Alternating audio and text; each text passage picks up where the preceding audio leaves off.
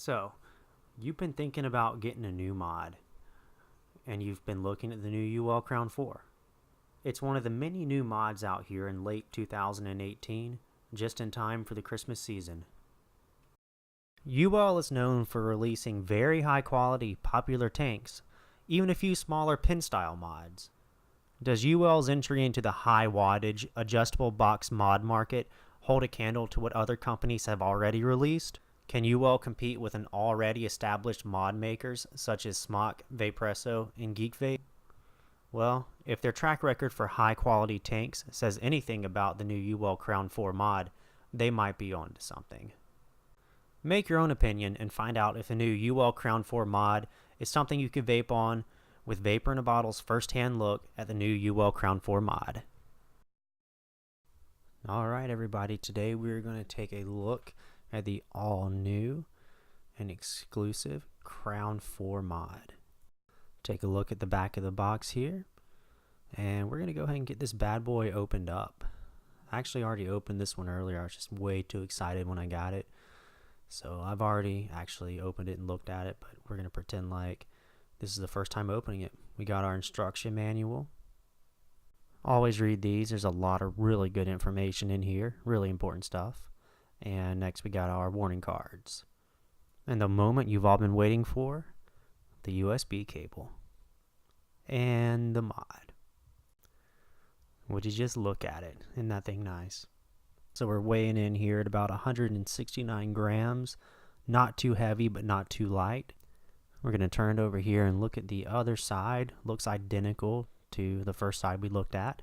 If you do notice, the mod is very, very shiny. And to me, the paint job on it feels like it is going to hold up to, your everyday wear and tear.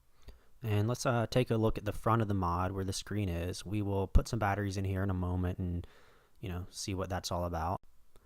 And so I can totally feel the paint job on here. It does, it's raised up a little bit. You can't really see it, but you can definitely feel it when you hold it in your hand. Here's the 510 connector up here at the top. And on the bottom, we've got two little rubber pieces. These will stop the mod from, sliding when it's sitting on a table. See, if you put it on the side, it slides, and it doesn't slide this way. And then also on the bottom, there's the battery vent holes. These will let your batteries cool off if they ever do vent and just allow for a little more air circulation. And now the battery door. It's nice and sturdy. It's easy enough to get off, but it doesn't feel like it's going to fall off by itself. And next up, we're going to do a little bit of a size comparison. So the Crown 4 is about 84 millimeters high. As you can see here, it's a little bit taller than an 18650. We are at 52.5 millimeters wide and about 25 millimeters thick.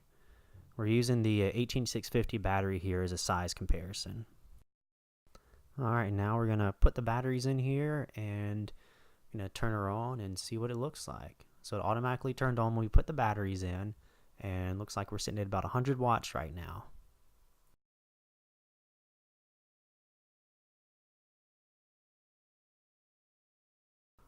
Alright, so let's take a look at the fire button up here.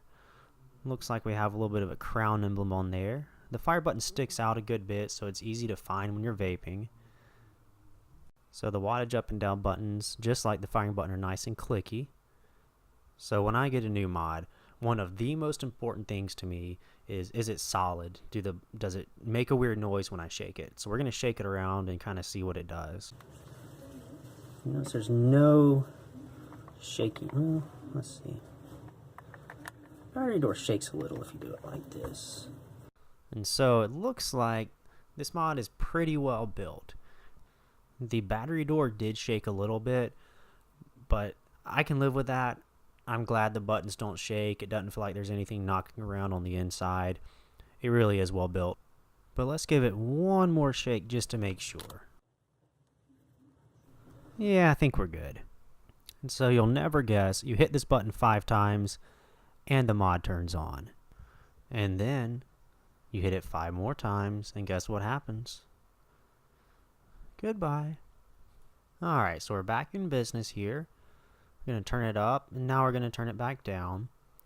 I think we're going to be able to go all the way down to 5 watts here. Yep. And we're going to turn her back up. we should be able to hit about 200 here. We'll see.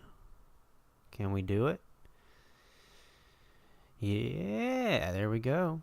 Now we'll go down to a more reasonable, say 137 watts. We hit the fire button 3 times here. We're gonna, if you see that power right there blinking, and then we can go into temperature control mode, TCR, and back to wattage mode. And while we're in temperature control mode, if we hit the fire button, we can select the wattage setting and go up to 75 watts, hit the fire button again, and then we're back to be able to control our temperature on here. So in temperature control mode, you can go in between 200 and 600 degrees Fahrenheit, which is 100 to 315 degrees Celsius. And when you're in TCR mode, you can adjust your resistance, and we can go all the way down to, I believe, 0.0001, and then we can use the up button and we will hit 0.01. So next we're going to look at a couple features like the lock feature and show you how to use those. Alright, if you hold the wattage up and down button for about 3 or 4 seconds, your screen is going to flip, and we'll see it here. You just hold it again and it'll flip back to wherever it was. Easy peasy.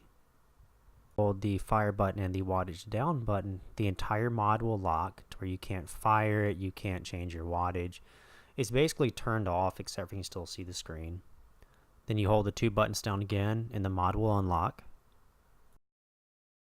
If you press the fire button and the wattage up button at the same time for a few seconds, you'll lock your wattage buttons, but you'll still be able to fire the mod when you hit the fire button, if you have an atomizer on it. So the key takeaways here are if you hit the wattage up and down buttons at the same time, your mod will flip the screen. If you hold the wattage down and fire button at the same time, your entire mod will lock. And if you hold the wattage up and fire button at the same time, just your wattage adjustments will lock. Alright, that's pretty much it, folks. The new UL Crown 4 mod is a solid, well-built machine. It doesn't have as many options for temperature control as, say, a DNA or a gene chip mod, but if you're strictly a wattage mode vapor, I don't think you can go wrong with this new UL Crown 4. You can check out our website, linked down below in the description, www.vaporinabottle.com, to view some of the close-up pictures we've taken of this new mod. And you can purchase one for yourself if you think the new UL Crown 4 is something you can dig this holiday season. Until next time, stay strong and vape on.